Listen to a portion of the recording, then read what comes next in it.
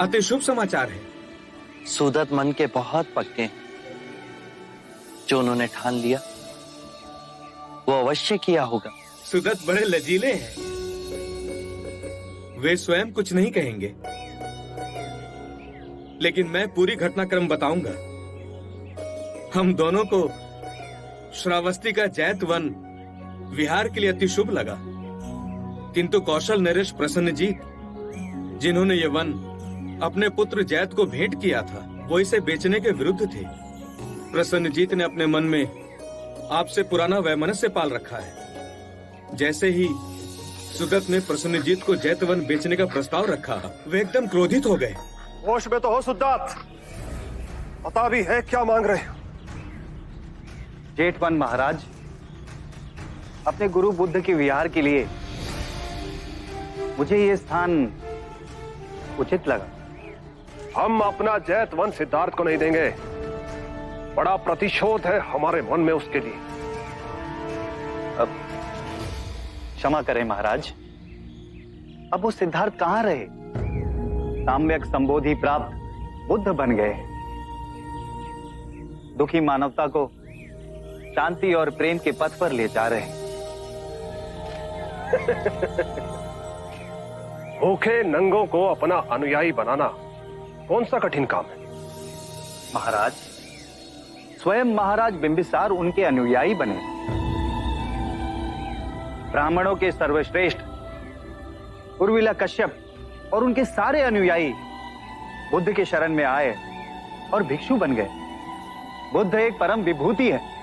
यदि ये निधि श्रावस्ती आएगी तो अनगिनत मनुष्यों का कल्याण होगा महाराज। तो चलो, मानवता के कल्याण हेतु मैं तुम्हें ये वन दे दूंगा, परंतु तुम्हें इसका मूल्य चुकाना होगा। जो आप कहें महाराज, मुझे स्वीकार है। जैतवन की जितनी भूमि को तुम स्वर्ण मुद्रा से ढाक सको, उतनी भूमि तुम्हारी हो। परंतु याद रहे, एक सुई की नोक भर धरती भी मुद्रा से ढक जानी चाहिए। मैं पूर्ण चेष्टा करूंगा महाराज। मैं अचंभित था, लेकिन सुदत की भक्ति में जो शक्ति है उसका अनुमान प्रसन्नजीत नहीं लगा पाए। सुदत अपनी प्रशंसा सुनने में बड़े संकोची हैं।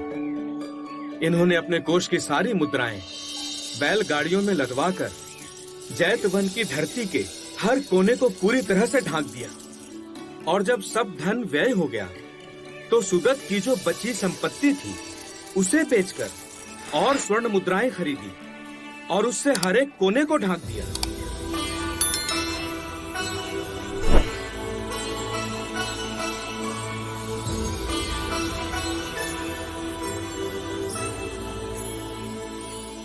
हमें विश्वास था कि तुम हमारी कठिन शर्त पूरी नहीं कर सकोगे। मुझ में इतना सामर्थ्य भी कहां था महाराज।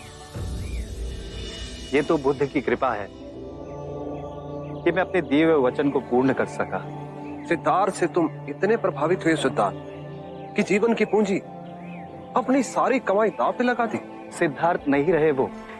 हम असंख्य सोए हुए मनुष्यों में केवल एक ही है जो जाग गया है, बुद्ध बन गया है।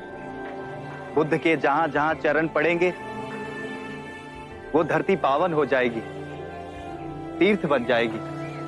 यदि आपने मुझसे मेरे प्राण भी मांग लिए होते